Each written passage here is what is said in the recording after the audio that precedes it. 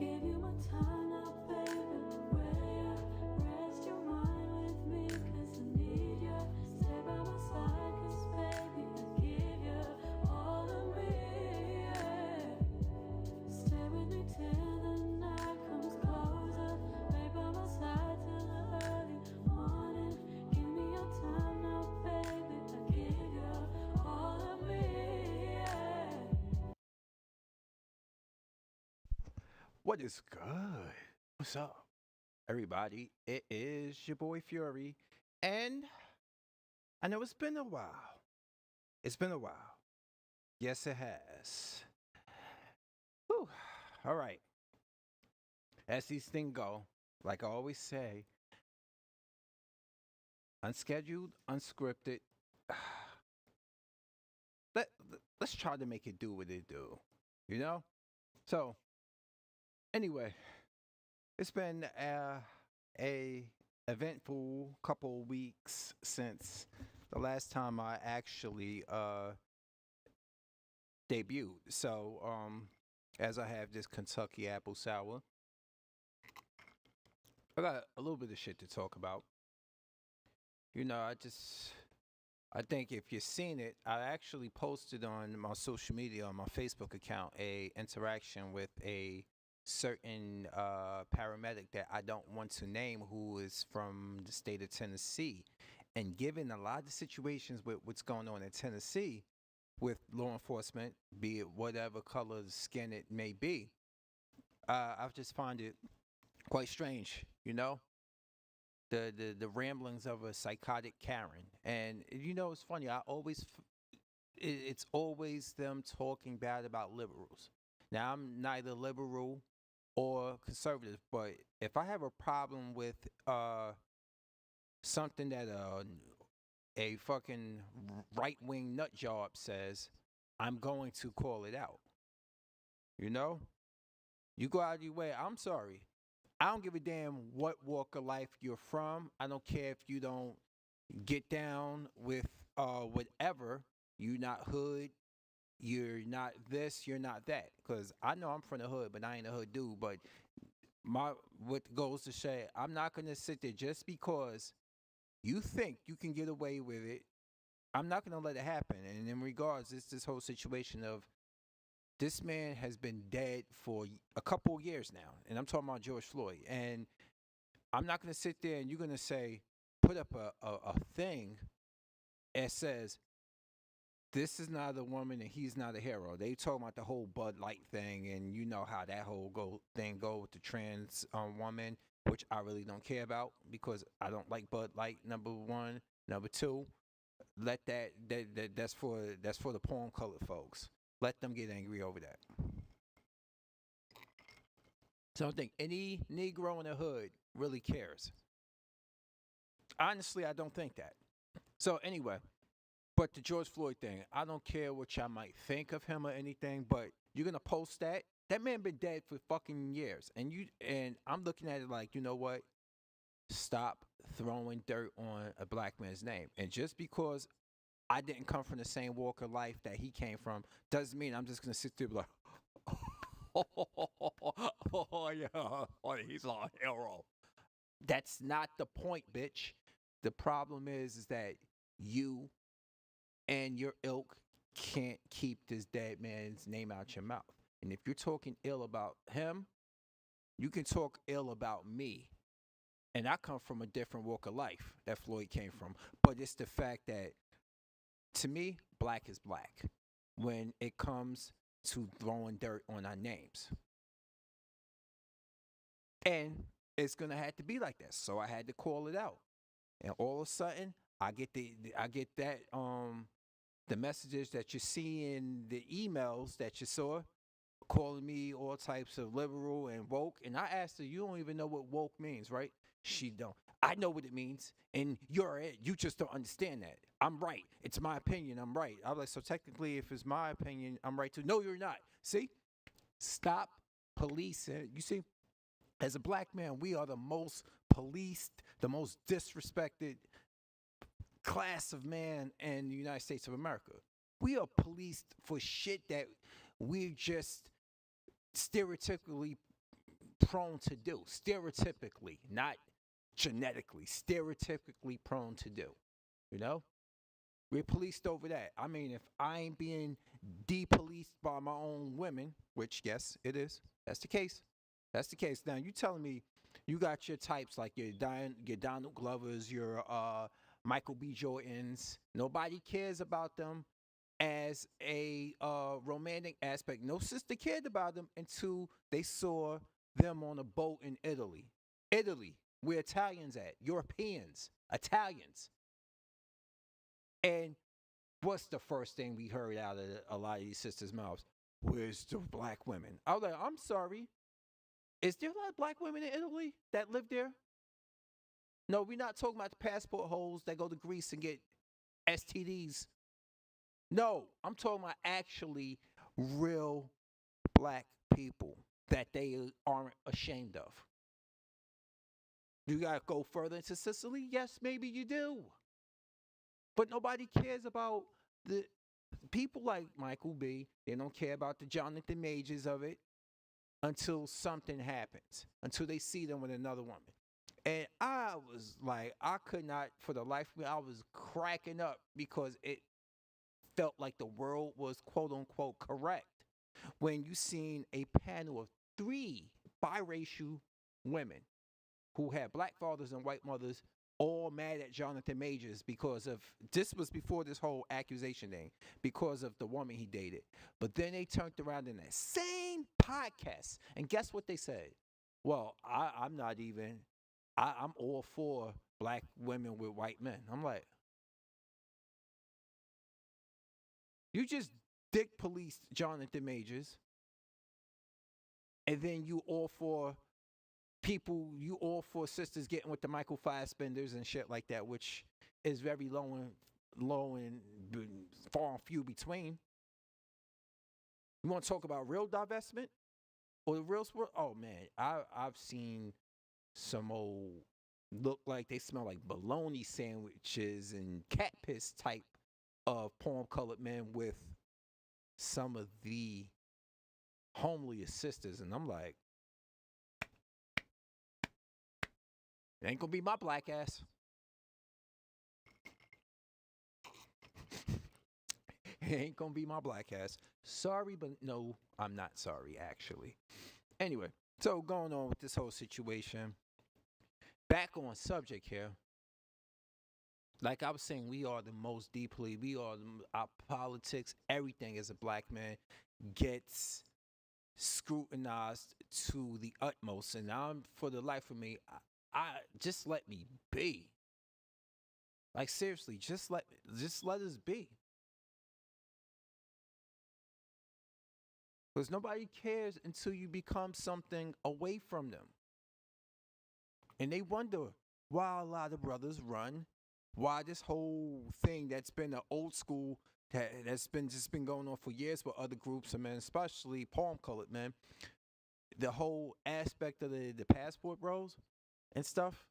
I mean, let's be honest here. My whole situation on this is like traveling is good to open your mind to a broader aspect of the world and see how black, some especially young people, young skin folk, how they live in other places of the world. Because growing up here in America, we are accustomed to, because we've only been in America, we've accustomed to just being black before American. Whereas overseas, you're American. They don't give a damn. In most places, you're American unless they practice racism, like in Spain or some shit like that.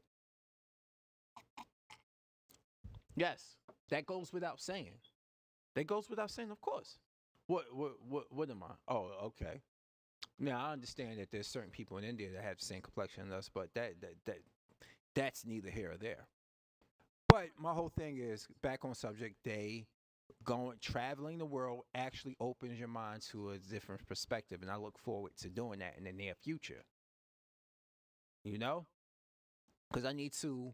Because I talk to a lot of people, I watch things with a lot of people who travel, and they always have this whole thing where, okay, yes, I hear this part of Africa. Of course, you don't have to worry about, oh well, I need to go to a black doctor, because there's no classification of a black doctor. Is who's a good doctor, who's a bad doctor. That's how it is. Just like I'm tired. It just wears my mind that everything is here is based on skin color. And it's not me saying, hey, why can't you just accept me for who I am? Oh my God, I just want to do, oh yes, I just want to be. Woo-hoo. No, this is about the fact that I am who I am, and I will not change that for one day. Okay?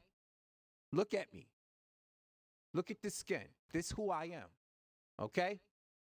I don't come in your I don't come in your communities and kick dicks out your mouth. Let me the fuck be. But after a while, it just gets tired. It's just so tiresome to hear constantly and see it for yourself. Like case in point, look at this whole thing. The guy threw Ron DeSantis, or like Torian Rain Reloaded calls him, Ron the Snowflake, Ron the Satan, has thrown in his hat for presidential bid. And this man has gone full staunch anti-woke. And you know how they use the word woke. When they say woke, that means it's anti-black. Okay? Woke for them is just like anything black. Look how they wanted to refine. Look in Florida. They have refined and they have restricted African American history in their schools. But then they turn around and right in our faces as black American people, and guess what they do? They approve Asian American Pacific Islander studies, which I have no problem with at all. But look how they do it. This is how they do it for years. This is why I am disenchanted with politics. They do it for years like that. You will constantly speak of why reparations can't be achieved or given, and it's always a down talk. But the moment a couple of people in your very community, your very palm color community, attacked and brutalized Asian people, and yes, some of the people who attacked them were black. I'm not going to even say that. But look how you and some of the tethers from that community, a lot of your adjacent people, started trying to vilify black people and make us the face of Asian hate, which is far from the truth. And there's been a few people from Asian, it's 2 Asian women who actually put out real videos showing you that they see right through what Ron DeSantis is doing. And I've seen it to feel maybe I'll show you it. Let me see if I can show you the video. Let's go here, interact. And I want to show you the video. Hold on. Let's get out of here.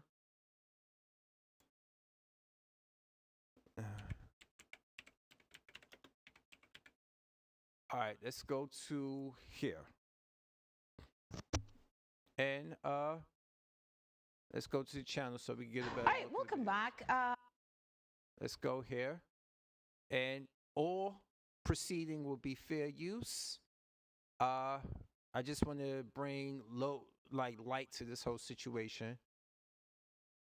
Where is it? I'm looking for it. Hold on. Right here. This woman right here. You probably seen her recently, before. Ron DeSantis has signed a law. Come on, load in. Don't do this to me now. Where now children K through 12 will be learning AAPI history. Well, a lot of people say, he's talking about critical race theory, banning that. He wants to ban certain aspects of black history, talking about stop woke. Stop woke. He's talking about stop woke. See? This is what I'm talking about. This video right here. Let's see. Let's get back. And all these other things that he wants to do attacking black people. Sorry about it. The connection gets wacky. Come on.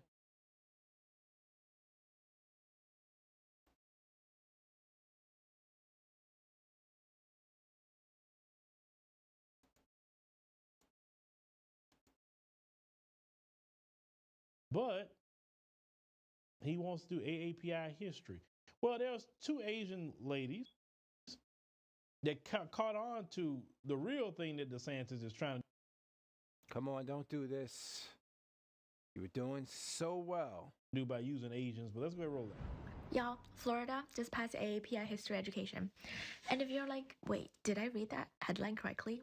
Florida, as in Governor DeSantis, signed this into bill. Yeah, Yep. exactly. This is why we gotta use our critical thinking. She's about to go in. And there's another woman.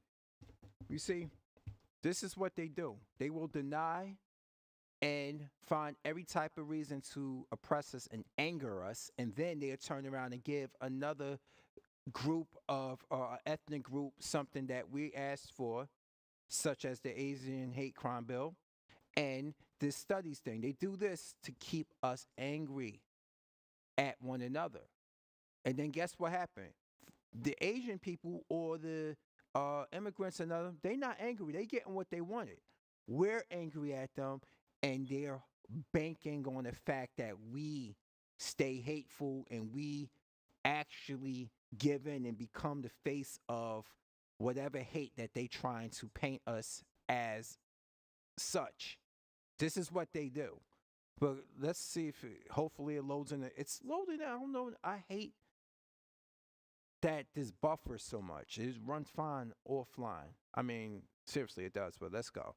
Yeah, the same state that has the Don't Say Gay bill, that banned African American history, that banned critical race theory. Yeah, something's not adding up. But if you go one level deeper, it actually really adds up because white supremacy tactics, they're not creative. What did I just say? There we go. An important force in Asian American racialization is the invention of the model minority myth, which was very much based on perpetuating anti-Black oppression. See, we have a young lady who knows of the model minority tag that a lot of Asian Americans get. So let her explain it. And then on top of that, the theory of Asian American racial triangulation teaches us that Asian Americans are typically used as a racial wedge group to create this triangulated form, this triangle shape, in order to keep the racialized structure stable so that the power can continue to stay in the hands of the people who have traditionally held power. So passing mandatory AAPI history education is compatible with banning Black American history. If you think you can Bill is going to explain more of it, but basically, if you need to get right to the nitty-gritty of it, it's basically do something racist towards Black people and then allow the Asians to get it. So, guess what?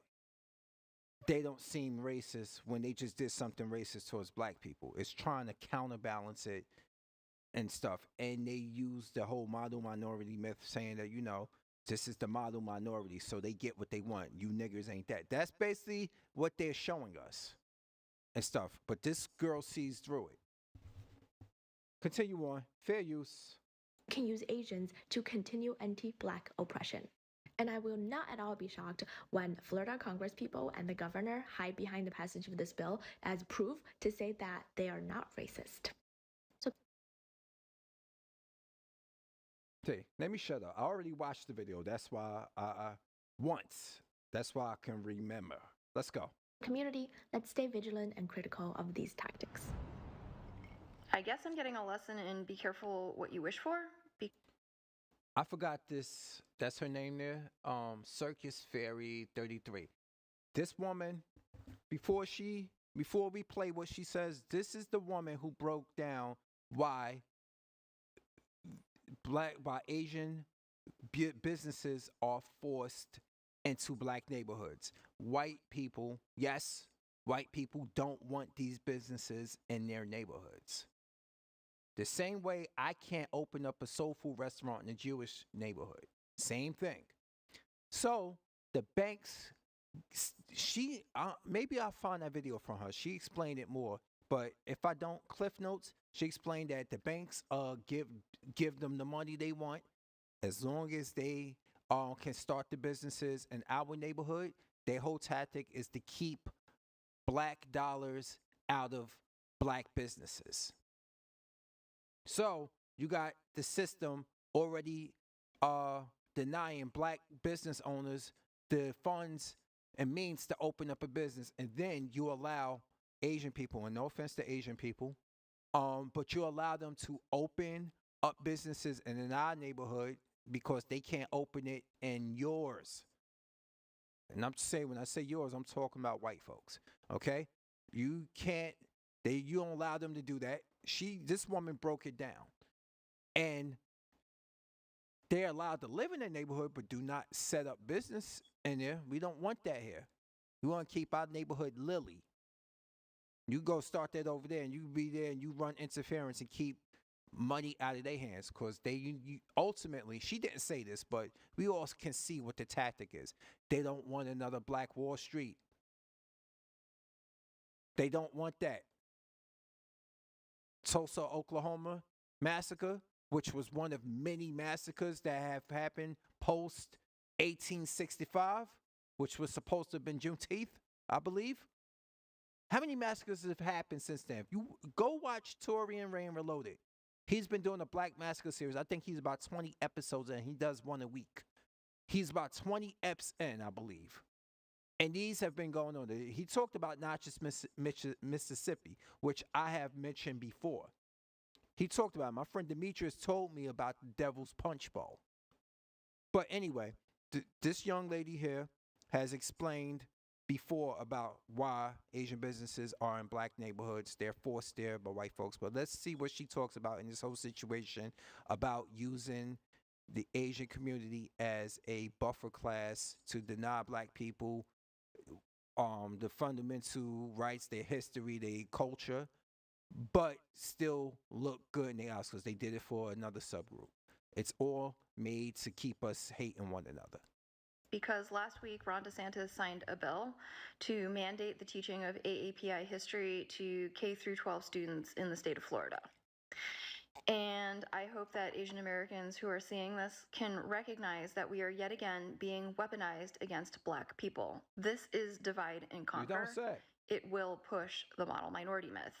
And I don't even want to imagine what a Florida developed AAPI history curriculum looks like, because you know it's not going to be the truth. Now, both of them are spot on. That is exactly what they're trying to do. They're trying to use Asians to have black people fighting against Asians. Boom. That's exactly what they're doing. You know? Let's keep on. Right? And say, oh, the Asians this, the Asians, and taking our eyes off the white supremacists. They'd have tried.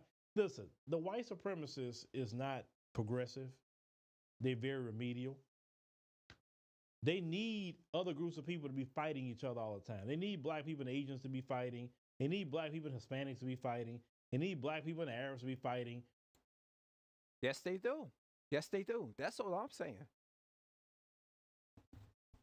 And the day that a lot of these groups realize, yo, what the fuck are we doing? Why are we fighting each other? But how they counter us from doing shit like that and uniting, really sitting down and really uniting, is to keep giving crumbs to certain people within the certain ethnic groups, to keep some people in line. Give them a little bit and they won't go astray. That's what they do. That's basically what's happening here. This is what this whole thing is. And during the height of the pandemic, you realized a lot of, unfortunately, a lot of Asian people were not this aware of it, or they was plain oblivious, because let's be honest, the two groups of people that date out the most and date each other the most are white men and Asian women. So it's very rare to see Asian women calling this out. Be honest with you, it is. It is what it is. It's very rare to see that. But Phil is talking about it more after their commentary. And while we all fighting each other, we're not watching him. And he's harming both communities, but he will use the Asian community and treat them just a little bit better. It's kind of like this, how the white supremacists operate. That's a prison. So the white supremacist is the warden of the prison. And what he likes to do is black people, of course, we don't get no extra privileges in the prison. We are doing all the hard work. We just treated the worst in the prison. Mm-hmm. And when it comes to these other groups, what the white supremacists like to do is, okay, well, Asian community, I'm not gonna let you don't have to work like they have to work. I'm gonna let you get some extra dessert, you know, in the lunch line, And what they will do is make sure we see them giving an extra dessert to them to incite anger in us. And in life, the dessert is proverbial. There's just different things. You know? That's why I looked at somebody like Faison Love, remember the comedian? Saying, you know, the whole thing about reparations, we're going to spend it all on this and that. Come to find out he's Cuban. A black Cuban actually talking shit on black America. You know what? You can't make this shit up, man. Anyway, that's what they do. They make sure they give extras to people that they give shit to people that we ask for. And they give more, just a little bit more. And I'm telling you, it's to incite anger in us. I'm gonna let you know, maybe go out of the prison here and there, you know, some extra privileges to make you feel like you're treated better than the blacks, right? Mm-hmm. But at the end of the day, the warden of the prison, which is the white supremacist, is still the warden and controlling the whole prison. Everybody's in the prison. It's just some people treated just a little bit better in the prison. They got a little bit more privileges, but you're still in the prison. It's just that simple. And what the white supremacists don't want is for all the prisoners to look at each other and say, wait a minute, why he It's we're in prison and he no. Exactly. Let's band together and get him. That's what he don't want. And like I said, to keep that from happening, he give crumbs out. The moment we start really starting to see the BS for what it is, they like to dangle keys in our face with tangibles that they owe us. And we got to understand, as people, these tangibles are not permission to just take your foot off the gas pedal. I said pedal. Okay? You're going to continue treating us the way we supposed to be treated as a fucking human being. That's all it is. But you owe. Damn it, you owe. And then you always hear the same thing all the time. Why do I have to worry about it? You're not a slave and no more. And my family didn't do this. I'm not an owner. I haven't benefited from this and stuff like that. And I'm like, but you had no smoke for the crime bill. Imagine they passed the crime bill. See, they don't want to pass that. I just watched a man get with a knife to a female, a black man with a knife to a female. I watched him get murdered. And I'm not mad because he was shot for damn near taking a woman's life. I'm mad for the fact that that police officer dumped the whole fucking clip into him. Was still afraid to take a knife out of his hand. I just watched that earlier. What kind of coward shit is that? And then he couldn't even get out. He was trying to say the sentence and shots fired. He was shot, boom, fired. Fired another shot into the guy before he could say fired. Like imagine a crime bill that actually, a hate crime bill that was actually universally passed, or a thing that they gave like during the pandemic to them. They don't want to give that to us. Why? Because they want us to still be open game for them. As long as you got your people who call Daniel Penny a fucking hero, this is what's going to keep it happening. That man is not a hero. You want to get into the whole train situation in New York City? It's funny.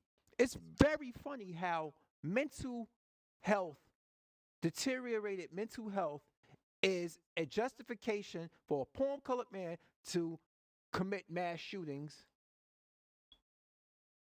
especially if he targeted people of black descent or other race groups. Because I'm not going to say people of color, because when constantly saying people of color, guess what happened? That has put us invisible. So But it's funny. Mental health is a saving grace for a porn color killer, but it is the justification for it's justification for our murder. Because Mr. Neely didn't have to die. That man posed no threat to Daniel Penny. Daniel Penny grabbed him from behind. He didn't even see it coming. And then there was two other men held his arms down. They held his arms down. This is why they don't want to pass a bill like that. You know why? Hey, what's going on, Jamal? How you been, man? Like, they passed. These two guys held his arms down. Why aren't they under arrest? Oh yeah, you saw that video earlier, right? With the shooting. I'm not saying okay that he shouldn't have got shot. You was about to stab somebody to death. You had a knife to, but the man, the cop was absolutely terrified for his life. The man had 6 fucking bullets in his back, probably more, and you couldn't take the knife. You couldn't take the knife from him. You were still trying to shoot him. You think it's crazy. And this one is like I keep saying, it ain't the fact that he got shot. In that situation, that was a justified shooting. You kept pumping lead into him. You wanted to murder this man. That's the problem. And then you were a coward at that. You ain't times I've seen situations where a cop shot somebody on camera. He shot him twice and was able to kick the knife out the hand. You were afraid to kick the knife out the hand. You're a pussy.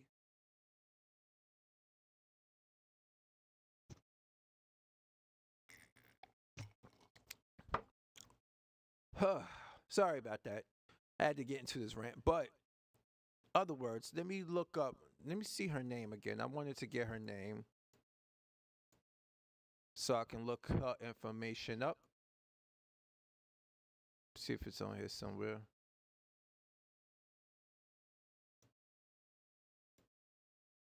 All right, Circus Ferry 33. Okay.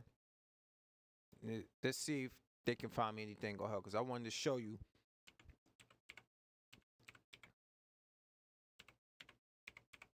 There we go.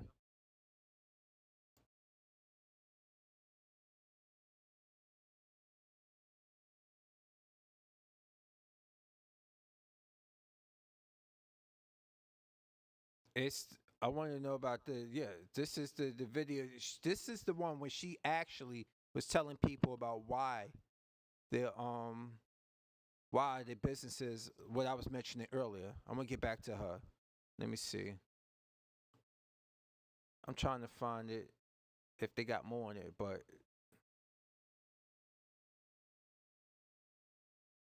let's see if I can find this. So 33 TikTok. Let's put TikTok in also. Oh, that's her name, Amy Chen. That's her. Here we go. Amy Chen. All right. This woman here. I'm trying to find the one where she explains the businesses.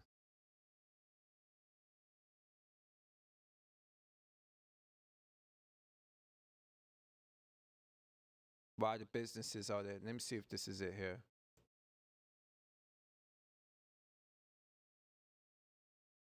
All right.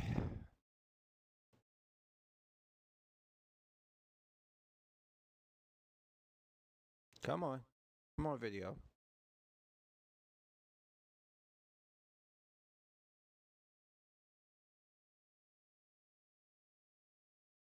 Nah, I don't think this is it, but hold on. I'm trying to find it, yo, but this is the woman to look up right here when she's explaining. There's a lot of stuff, and it makes perfect sense. And it's funny that I learned this from somebody else, but to actually see a Asian woman call it out was shocking. Seriously, it is. God, I wish I could find the right video. Maybe it's here in this one. Maybe it's here. Let's see.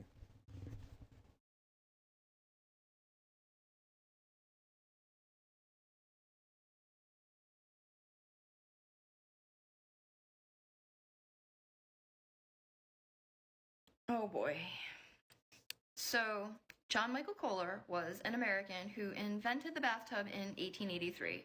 But let's think about this critically. Personal hygiene to Western Europe in order to build a healthier society during the 800-year occupation of Spain was in India in 500 BC.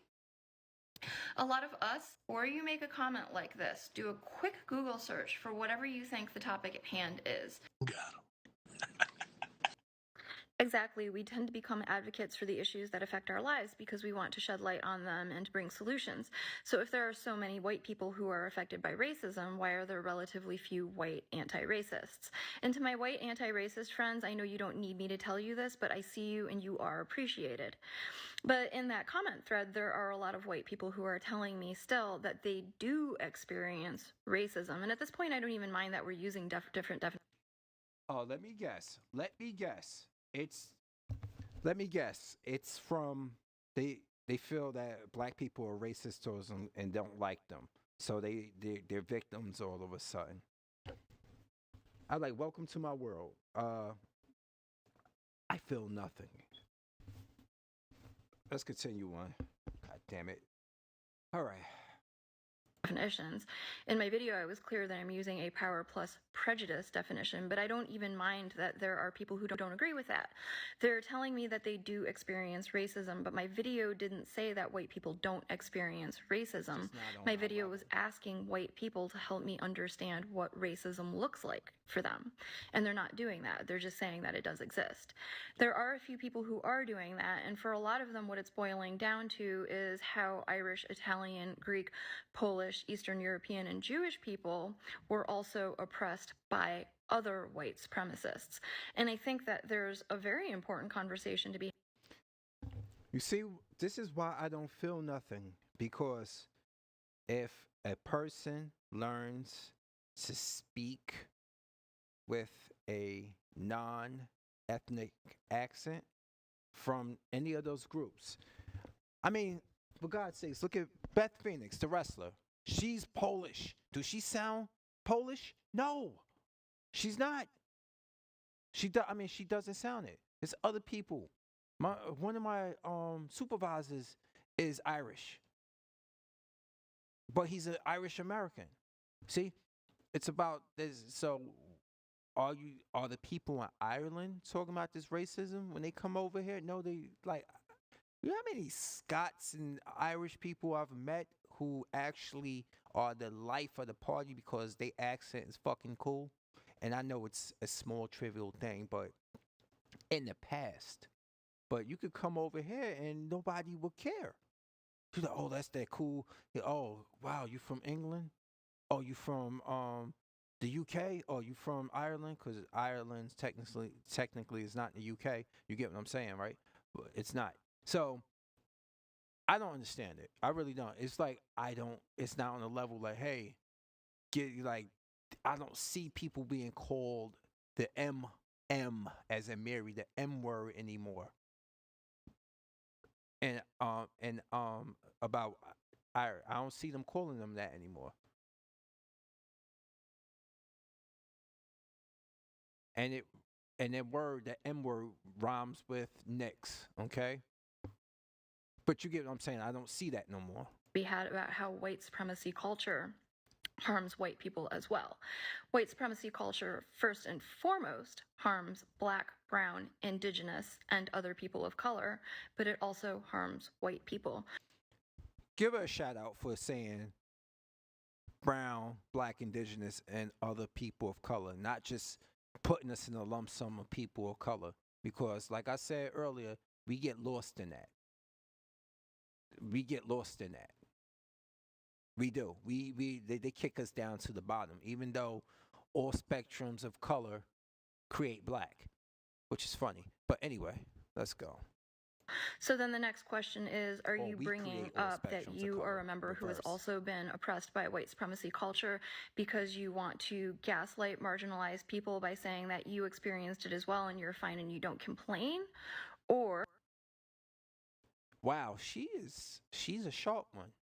And I ain't see this one. I just know of her. I've watched that video that I just showed you on the Phil on the African Diaspora News, and then the one about businesses and why they don't they aren't, why Asian businesses are promoted to be, are forced into black neighborhoods. And it's not because, not when I say forced, I'm talking about the fact that they can't just decide to be like, okay, maybe I want to put my business here in the neighborhood that I live in the suburbs. Or maybe I want to go there because the demographics there, you know. I open a takeout restaurant or I open a some type of restaurant and that food is a hit with black people. Let's keep it real. There's nothing racially harmful about saying that. It's a hit with that. It's a hit. They know that. But the thing is, you know what? Let me just continue.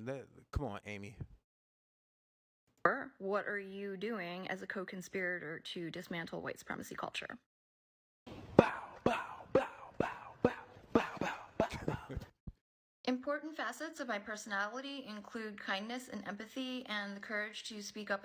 Look at what's in the cloud when your only personality trait is whining about white people. You see, this is what they do to shut you up. You see, if she was a submissive woman and stuff, like they have these stereotypes about Asian women, you know, and shit like that. Especially poem colored men got that big. That's their thing. That's why you see so many of them married to them. So anyway, when you not talking and you're not being when you're talking and you bringing up points and you're not submissive, they turn on you quick. So let's against wrongdoing, which is why I spend a lot of time advocating for dismantling white supremacy culture and explaining the history of current forms of systemic oppression. And my original intent was to encourage Asian Americans to engage in anti-racist work and to unlearn anti-black bias. But who knew? There are so many narcissistic white people who show up to center themselves in conversations that don't have to have anything to do with them unless they identify with racism, white supremacy culture, and upholding forms of systemic oppression. She's good. Hey friends, it's late and I'm tired. Could somebody else please tell this comment? All right, so you always blame us. Oh my God, here we go. That has no face on it, and by automatic, you already know it's a poem colored person. You already know that. You always blame us. Yet without us, you live in the medieval ages. Woo, woo, woo. That's fucked up. And as for other groups of Asian, so Japan, whose technologically advancements are well documented in the history of the world. Okay, yeah, all right, sure.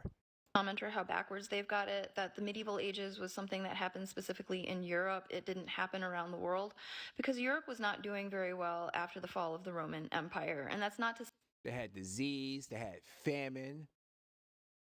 They smelt like stereotypical dog. The Moors taught a lot of them, like I said, it's in history. They taught them how to bathe. The Moors taught them how to bathe. You know, we hear this funny thing about them not washing their legs. And my friend Carla, who's biracial, she was like, yeah, that's a stereotype. She said that as, you know, if she has white relatives being biracial, she said that shit is true. But let me go. I kid you not. She said it's true. She posted stuff like that. I was like, yeah, I heard that before. From a Hulu show that was aptly titled Woke. You know? And they had typical black people, like circa they're white people. And I refuse to watch that movie. You know why I refuse to watch that movie? Because you had all of these people of different black descent together in this movie who wore their blackness on the sleeve, and then all the main character wanted to do is be accepted by a white man.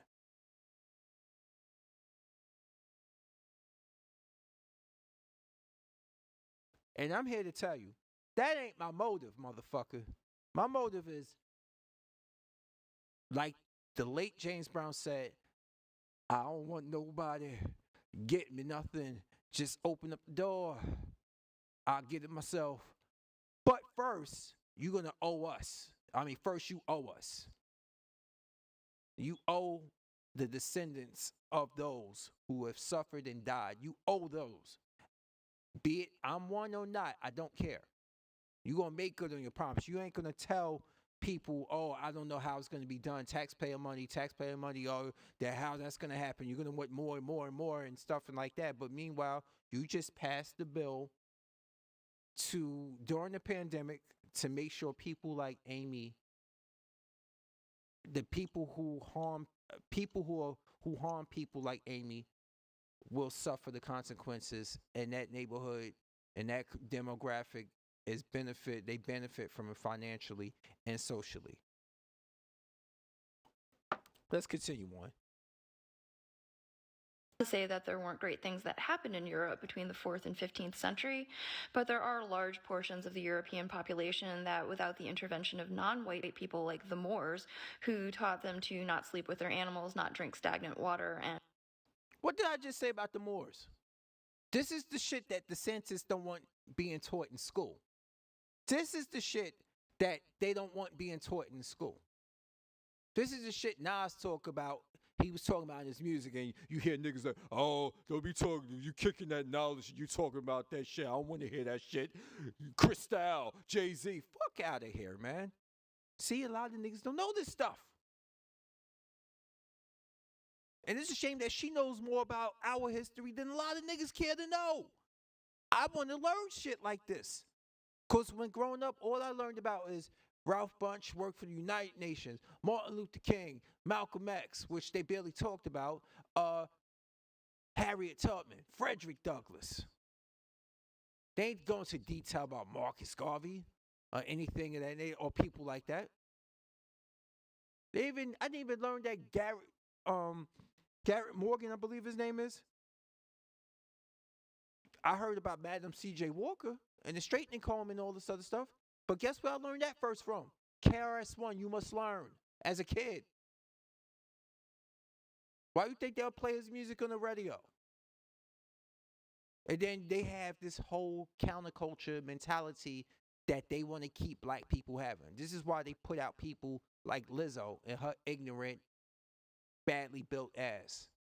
It ain't her size that really deters me. It's because she's fucking nasty and ghetto. Okay? But let's go on. And practice hygiene would have been wiped out by the plague. So it's really more that white people needed non-white people to pull them out of the medieval ages. And then given what some European countries started doing in the 15th century, some of us don't think it was the right decision. Okay, I'm going to bed. Thanks.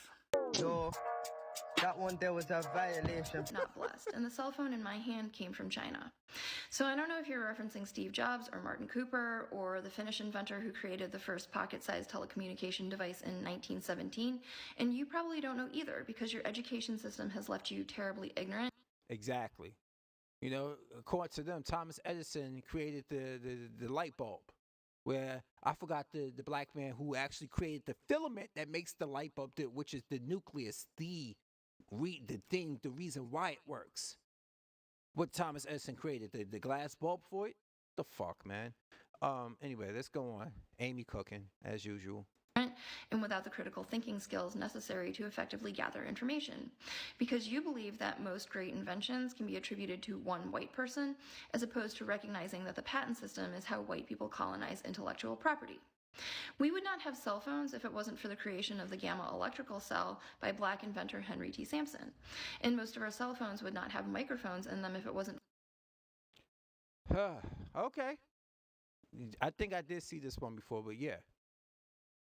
For the particular microphone that was created by black inventor James Edward West. The creation of the first digital network, 1G, was launched in Japan, and then black electrical engineer Jesse Russell pioneered the creation of 2G, which launched in Finland first. 3G launched in Japan, 4G launched in Norway, 5G launched in South Korea, and 30% of the world's cell phones are manufactured in China.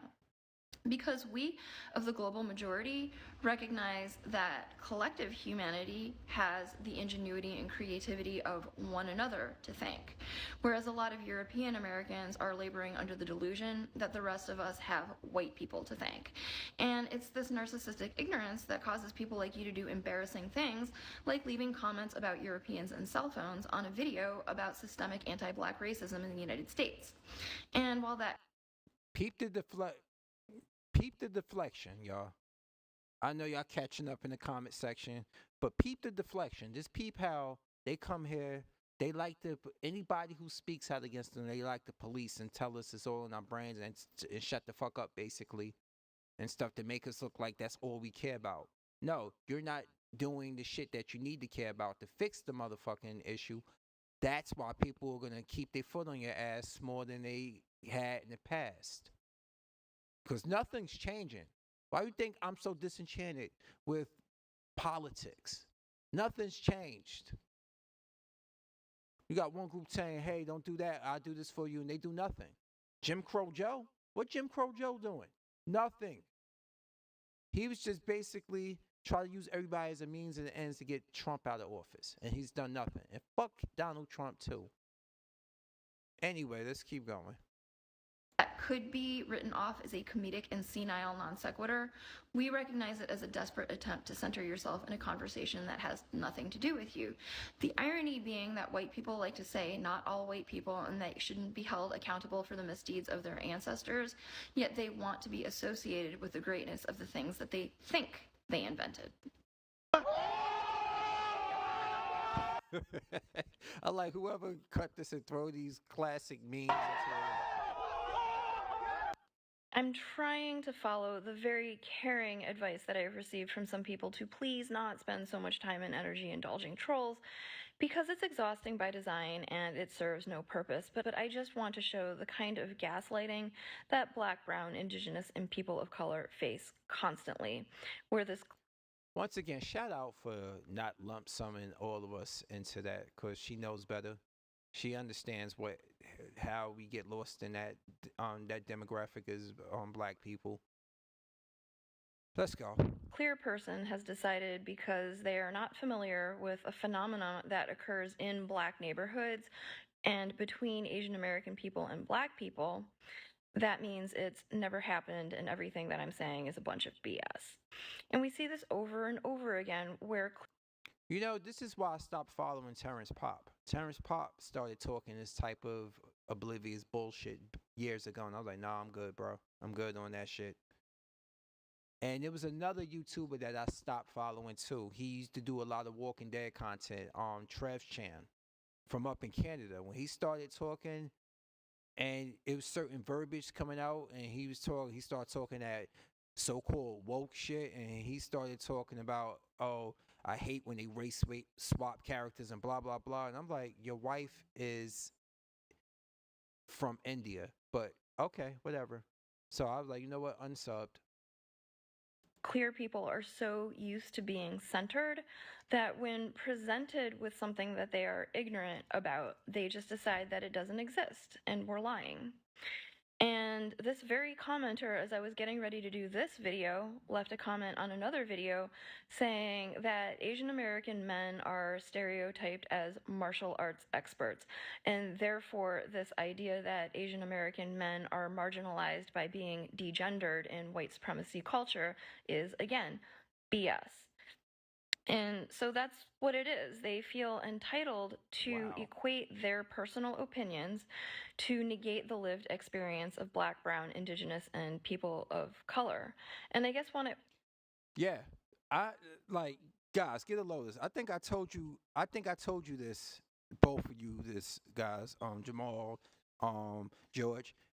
I used to work with this Italian American dude, and I was telling him because I was reading something while we was on post, and it was about how black people are denied loans for businesses and homes and stuff of that nature, and meanwhile they give it out to other groups of people a lot quicker. And you know what this dude said to me? That's bullshit. That can't happen. That's BS. It's because black people just tend to have bad credit. And I gave him that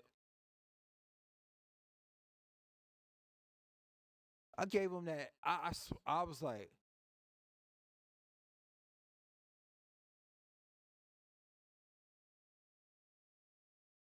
it's type of gaslighting. So that's why what she's saying here with the about gaslighting, that's why that shit hits. It hits.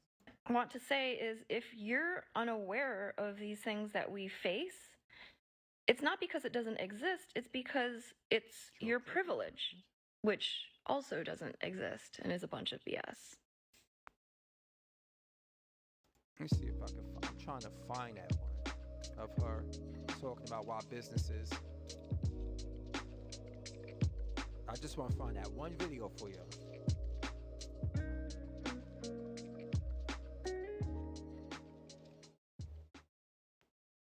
I'm not sure where you got stick, and I'll come back to that in a moment. But if you think that patenting a piece of string covered in cotton is genius, and to come to this country, which they had stolen and forced black people to build, because they were hoping that my ancestors would be the because of black world, the United States has the highest rate of poverty among developed nations.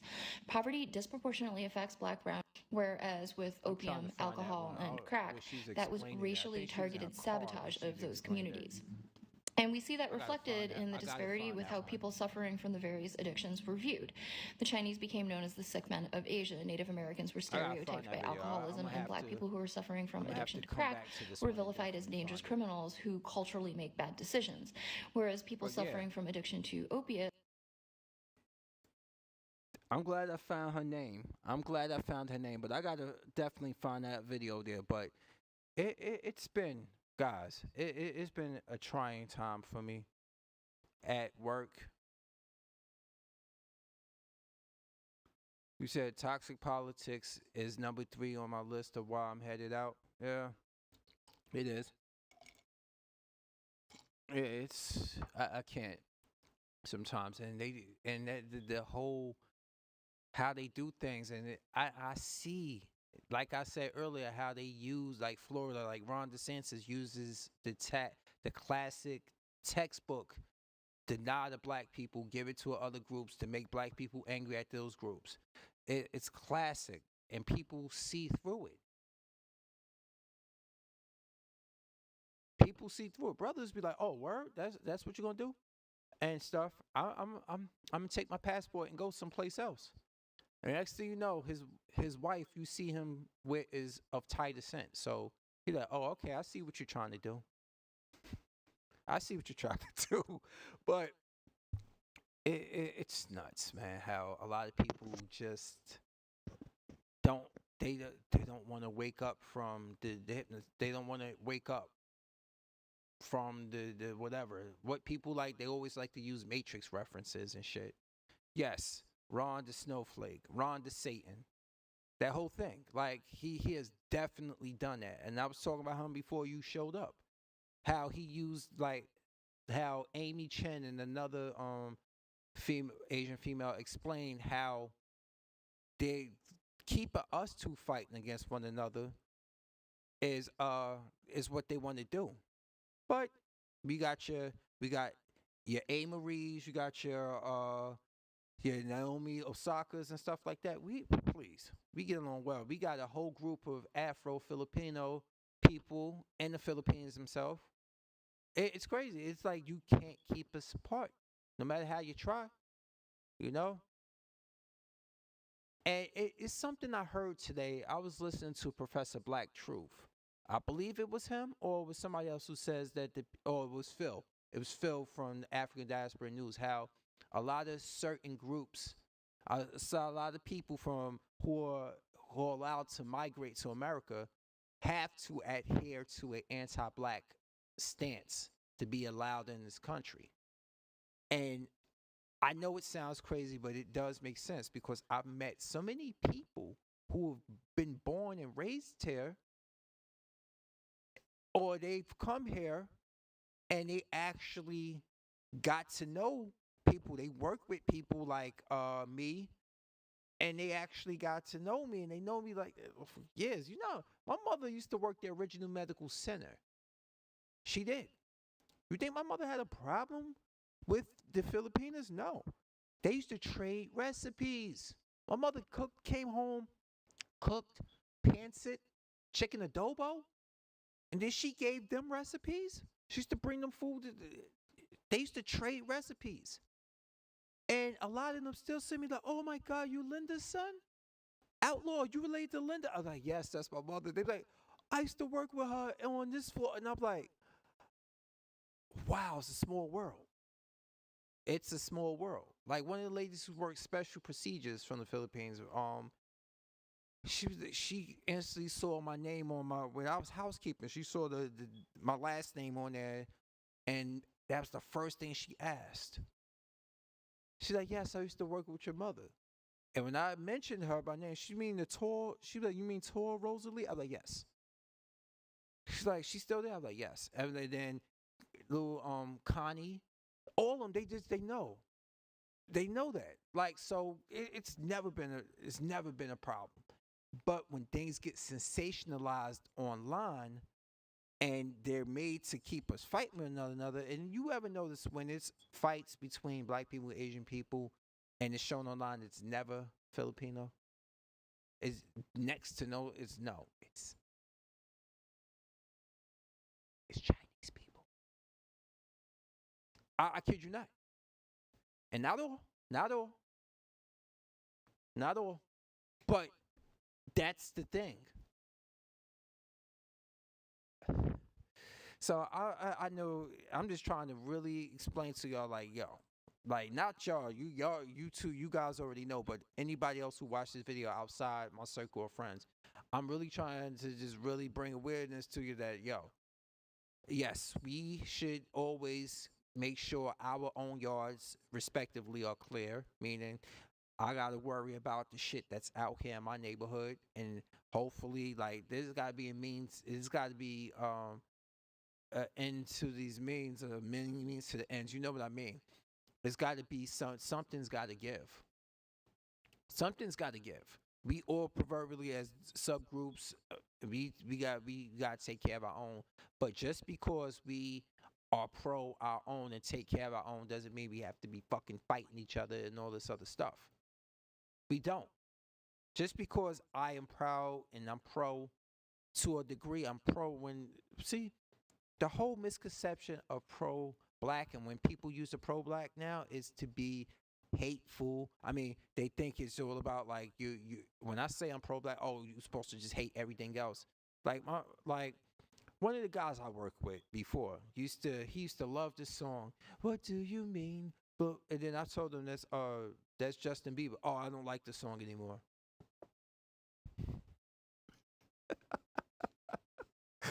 Oh man, these same people who won't give Eminem his flowers as a rapper because of his skin color. These the type of people, pro-blacks, I'm talking about. And I look at it like, just because I think the man is a good lyricist doesn't mean I just want to up and move to the suburbs and just denounce my blackness. Get the fuck out of here. This is the policing of thought that even my own people commit against other black people. Like, make it make sense. I like I said, I will not change this for one day. It's who I am. It's how I was born. I love it. Okay? Because sometimes, to be honest with you, sometimes it's great to embrace villainy. Something that I've heard recently, and then I start to listen to it, and it makes perfect sense. Sometimes it's great to embrace villainy. Meaning, if people have stereotypes about you, sometimes you just got to be like, you know what? Okay. Embrace villainy. I'm just be like, you think whatever you want about me. I ain't got shit to say to you. Leave you thinking. Embrace villainy. Oh, you really think this about me? There's nothing I can say to change your mind. I don't want to change your mind anymore. Embrace villainy. That's the type of villainy. I'm not saying become a super thug. Like not like Nori's song. What? No, I ain't talking about that. I'm talking about, as the fact is, stop trying to kiss ass and change people's mind. Be you and let them think whatever the fuck they want to think, because ultimately you can't stop them from thinking what they want to think. You can't.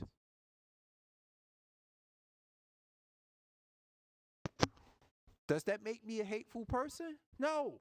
That just make me more more of a self-preservist.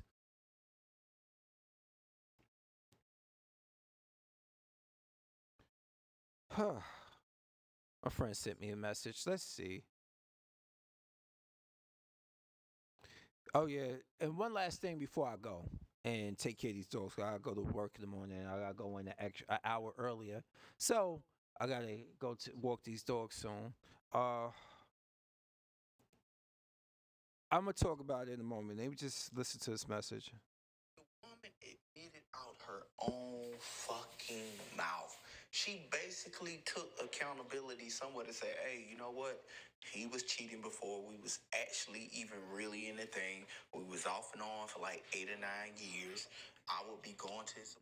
This is my good friend Demetrius from down south. He's talking about the whole shit with Danae Jackson, which I'm going to talk about before I end this video. Danae Jackson is the ex-wife of Derek Jackson, the biggest panderous simp that you can find in the black social media areas, that told women that don't settle for less for men, and these type of, and called out, threw black men completely under the bus every chance he got, because he was throwing himself under the bus and projecting the whole fucking time. Anyway, this is my friend's perception of it. Let's go back. There we go. To his apartment. I think she even said something about being on a stairwell or some shit and waving to the girl as she coming down, some crap like that. I can't remember. I'm just paraphrasing, but it just proves what I said. And this shit is hilarious because my homeboy is pissed off. He was like, I don't care what nobody say, Derek Jackson a simp. I said, bitch ass nigga, I told you Derek Jackson wasn't no simp. I said this shit 4 years ago. Anybody believe Derek Jackson was a simp? Yep. He is. After a while, when I first saw Derek Jackson, I was like, this dude's a simp. And then I started realizing he's a panderer. He was making videos to pander to women, because there were some videos where he actually said how he truly felt about women, and he redacted those videos, or he came out doubled down on it once women started getting, he started realizing his gravy train was locked up. But let's finish on. Simp, you don't have game. You didn't see that this nigga was running game, and more than likely he was fucking women. I knew he was fucking women way before that shit even came out. Let me see. I always say this.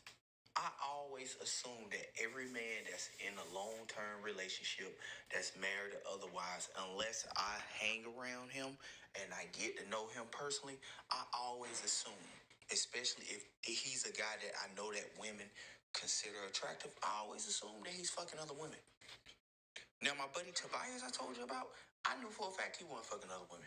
Because when me, him, my brother, and my 2 nephews and they buddies would hang out and girls would come over, he'd be like, hey, no, I gotta go, bro. You know what I'm saying? Now, he really was faithful. And he was one of them dudes that a lot of women wanted, because they look at him on the outside and they look at, he got money until they really got to know him and realize, wait a minute, this nigga's a bitch. He's highly attractive, but he acts like a fucking female. But yeah, outside of that, I assume every man is getting some side pussy. I don't give a fuck who you is. See, that's what I like. He keeps it real, man. Because one thing my brother told me, he said the men that ain't cheating, he said, one, they probably really are faithful, or he said, but the main culprit 9 times out of 10 is because they can't cheat. I work with plenty of niggas. Another dude I'm cool with, he's younger. He's like maybe 3-4 years younger than me. Him and his girl, they were high school sweethearts. They're married. Oh, dear. He told me that they ain't had sex in 8 months at one point, and he was up there eyeing this one girl. He was up there buying her shit. He asked me one day, he said, Demetrius, would you fuck Jessica? I said, me personally, no, I wouldn't fuck her. He's like, yeah, I'll fuck her. I'm like, nigga, ain't you married? He said, yeah, bro, I know it's hard, but I ain't had no pussy in so long. I'm like, nigga, how the hell you married and you ain't been getting no pussy? told him, man, my wife, she just ain't been fucking, man. She just won't fuck for some reason. And I said, I'm about to send a live message to that because I got a lot to say. Because he already knew that. I know just what he thinking. Oh, I know just where you going with that bro. You know just what she was doing. It wasn't him. She wasn't fucking him, but she was damn sure fucking somebody else. 8 months? Are you serious? She don't want to touch you, let alone put it in her mouth? Are you serious?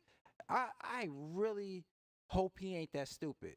But I got a feeling you're going to tell me that he is, that oblivious.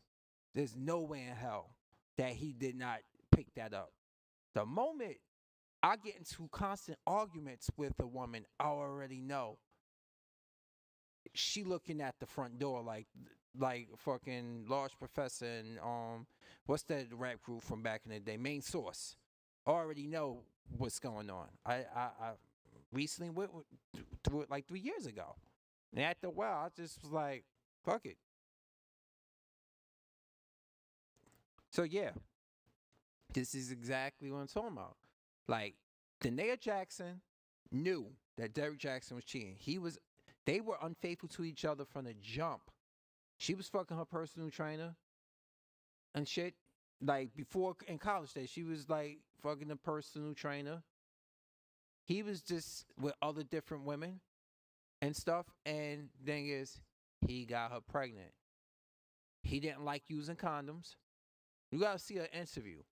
And she didn't like him using condoms because they got 3 kids.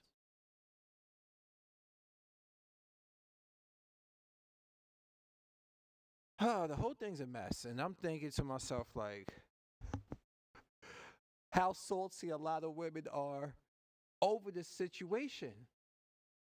And they're all of a sudden they are vilifying him because now that she finally speaking out, they trying to pretend, but they know damn well a lot of women will still jump that nigga's bones. They know that. They will still sleep with him. And it's something Mumia Asidi and Ali said constantly. They, especially Black American women, they love dishonest, disloyal, dishonorable men. This is why after he got outed for cheating and he had her on the couch and she on that couch and she said she was a willing participant with the bonnet and glasses looking all homely and he all looking dressed up nice and he got holding her hand looking at her like he giving her the look like say the words bitch. Yes. She was all down for that. She knew this dude. She even knew when she was running his business that he was cheating. Now, let's see what he said in response to me talking about his friend and his wife who didn't give him any poom poom in 8 months. Because he already know. bruh, he's very oblivious. You just don't know how many younger guys and guys in general I try to put on game at work. And I would tell them, I said, bro, if she's not sleeping with you, she's sleeping with somebody. I said, it is so easy to tell when a woman is cheating. It is not rocket science. He's like, well, I don't think she's cheating because the only time she leave when I don't see her is when I'm at work or she at her mom's house. I said, bro, you don't have to see evidence of it as far as like videos or a man calling her at 3 in the morning. I said, the mere fact that she's not even trying to have sex with you, I said, bro, when a woman is really sexually attracted to you, my nigga, she's gonna be, nigga, she trying to fuck. She trying to fuck. The only exception I could think of is if she going through some real mental turbulence. Oh, outside of that, nah, she just ain't into you for whatever reason. All right, let's see. He says that's another one. Situation, like for instance, like with Ashley, with that situation, right? Like she doggone, I ain't fucked her since I think late September, October, or whatever the case may be. But I'm not dumb. I know damn well she been fucking since then. You know, and ain't no pressure on me about nothing. Because one, she ain't been trying to get me to come around or nothing like that because I know she had some other nigga around, preferably that nigga she was dealing with before. that nigga with all that money or whatever case. But I didn't give a shit because I knew eventually I was going to end up sliding back up in there. But I was telling the guys at my job, I said, it is not rocket science, bro. I said, you could tell. You could feel these things. I said, that woman going to start pushing you away.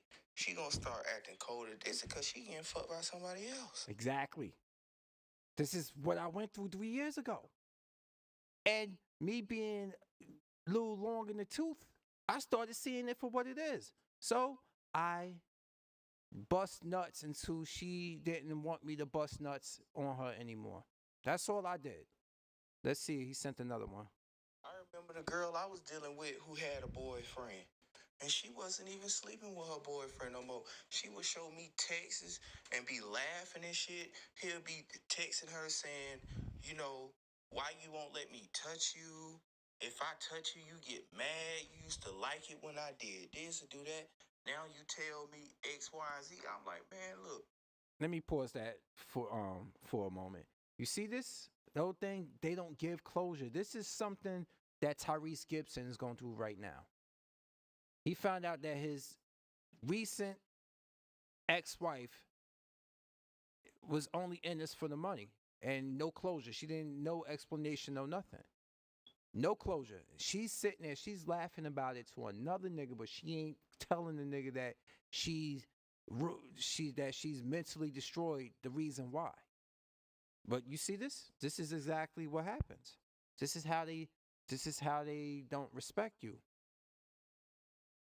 When you on the other end, when you're engaging in a fucker, you be like, so that's what that means. So all the times my supposed girlfriend back then didn't want me to touch her no more, it's because she was fucking somebody else. Bingo. Okay? I'm taking little mental notes. So, I've been on both sides of the end, so I know how that shit look. And before I play the final message she sent me, that's exactly how I felt. That's why 3 years ago, when I was telling you with the Dominican chick, I realized what she was doing. And that's I just continued to bust nuts until I wasn't allowed to bust nuts anymore. Let's see what else the last one he sent me. But of course, a lot of these men, a lot of them are raised by women. So his response was, happy wife, Happy life. Oh, the fuck. You know what I'm saying? That type shit. And I'm like, bruh, look, no, that's no such fucking thing. Happy wife, happy life. My At ass. the end of the day, as a man, as a woman, you're responsible for your own happiness. If the person you with make you happy, they add to your happiness pool, your happiness mana pool, as they say in Magic the Gathering, that's cool. But if you're just seeking for an outside source of happiness that doesn't come within, nah, bro, you gonna fall short every fucking time. And this man here is just touching his 30s, and he has had, this is the benefit of having a father in your life and having brothers in your life that actually teach you shit and stuff. And no offense to my brother's the best, but the thing is that we don't relate to that type of thing. He understands where I'm coming from on that, but because of personal preferences, we just don't relate when it comes to that. And I'm not saying that that's not even a knock on him. It's just, it is what it is. I have a sister also, but my sister's only really, of course, she's going to see things only from a female perspective. And every time I complain about something, and I complain to them because I don't complain to women about it. I just go with the flow, like, fuck it, man. But if I gotta be like, fuck it and stuff, and just sitting there like, oh, you don't love me. I was like that in my 20s. I was a bigoted bitch. So at this point now, and I'm just like, yeah, all right, cool. I see the pattern. And then I go talk to my sister like, you know what?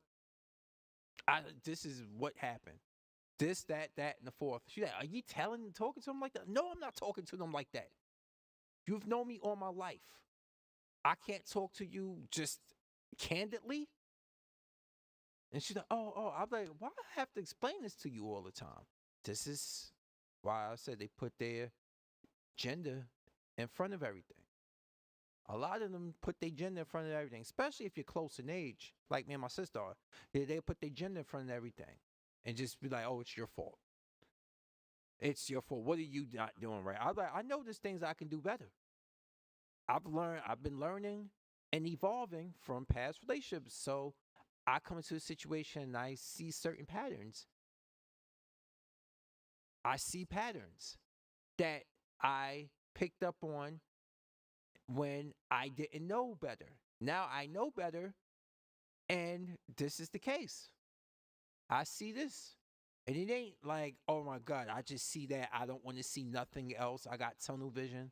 Like Justin Timberlake, tunnel vision for you. No, I'm talking about straight up, like, I see it. I get the benefit of the doubt. You let a person talk long enough, you get to see who they are. That's what everybody, myself included. That's why I'm like, you know what? You wanna see who I am? And I was told and voted against that. Like, don't be an open book. I'm like, all right, now I'm not saying I'm telling you the government secrets and here's my SSN number, here's my card, anything. I'm talking about as a fact that I'm an open book when it comes to what I want and desire and prefer. And what basically I'm not, and I want to make it known all the time that it's not that I want something ridiculous. Anybody that's still watching this video as I post it as I'm streaming live, tell me, and I ask this quite often, where and how the fuck is someone like myself wanting especially black woman to keep themselves in shape, one who takes their fitness, take their health, not fitness, because you don't have to be in the gym. I'm not constantly in the gym like I am anymore. I ride my bike most of the time. I still train. Hell, Sunday I rode my bike 30 something miles, got off the bike, started doing calisthenics and training in the South Street Seaport outside pull-up bar, and then rode another 43 miles. But I'm not in the gym every day of the week. Tell me, how and where and why is especially a black man, why our standards are never, like, our basic standards that are obtainable are never respected? Hell, there's people out there, there's black women out there telling black women, don't fall in line or don't keep yourself in shape or get yourself in shape to keep you a black man. You reserve that. You do that for non-black men, especially white men. There's people out there. Look them up. The divestors are telling you that. You telling me that my own race of women, for the most part, don't want to get themselves in better shape or keep themselves in better shape. That understands, because the average marriage in black America lasts 5 fucking years. So that's telling me you ain't even thinking about the long game. You ain't thinking about the long game if you ain't trying to keep yourself in shape and attractive for the man that you're with. Because no-fault divorce is so easy. And there's certain states trying to get rid of it. Who wants to get married and know that she can divorce you because you ate the last blueberry Eggo? Who wants to get married? By raise of hands. Or a simple yes or no. And timestamp it if you're rewatching this. Who wants to get married when you can be just divorced and siphoned because she just don't want to be married no more? She just don't want to be married no more.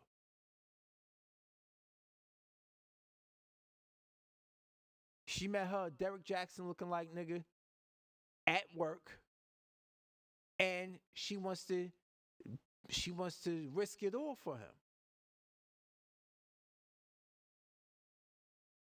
And I tell you this now, that will make the marriage mean something more if there was no fault divorce. Meaning, like, I'm not saying, oh, you stuck with me. No, I'm saying before you make that decision to walk down the goddamn aisle, you should make sure you really want to be married.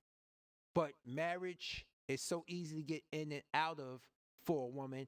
They don't give a fuck about the man. Case in point, the whole thing I mentioned with Tyrese Gibson.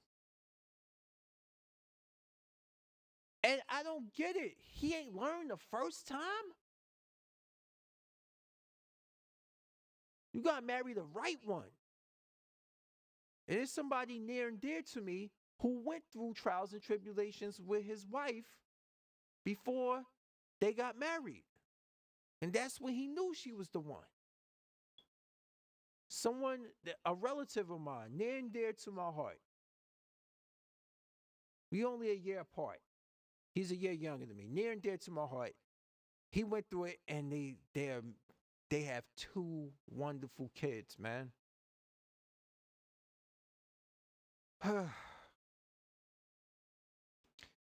But you know what? I'm gonna end this one here. I've been going for over an hour and a half. I think I'm at the sweet spot of an hour and a half. I try to keep it like between, like, not to always go over an hour and a half. Sometimes if I'm gaming, yeah, that's a different story. But today I was just talking. And the fact that I got this off my chest and it was unscheduled and unscripted, like the title says. I think I've accomplished that. I think I can woosah a little bit and add another live to the history books. You know, to the 600 plus people who subscribe to me online, who enjoy my little 3 minute, because I think I minimized the 3 minutes video. I minimized the Black Conscious of Fury videos to 3 minutes because 3 minutes or less is the sweet spot for the captions to pick up. Because the captions, I feel, they really do grab people's eyes' attention. You can see everything I'm saying without even having to click on the video, or maybe that what grabs your eyes.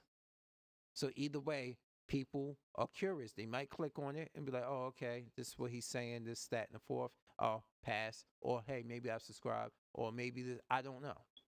Like I said, this is my part-time gig. This is what I do for, and saying all this I got for myself, this cold computer setup, I'm sitting behind a green screen right now. There's a curtain right here. You see my hand shadowing on it? There's a curtain here. I got all of the figurines that a kiddo could want. It's stuff. So I built all this and acquired all this because this is something I like to do. This is the type of technology I have to do. And as long as time allows and my mind allows me to do it, I'm going to do it. So with that being said, thank you so much, everybody, for watching your boy Fury. And I will catch you the next time. Peace.